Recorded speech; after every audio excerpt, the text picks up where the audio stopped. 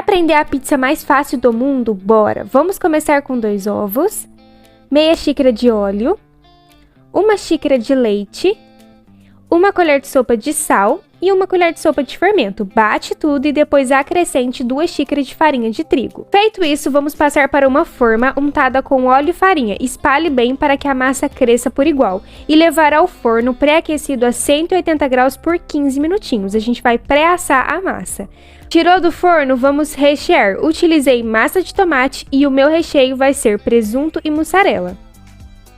Vou colocar também rodelas de tomate para deixar tudo mais suculento e algumas fatias de cebola também.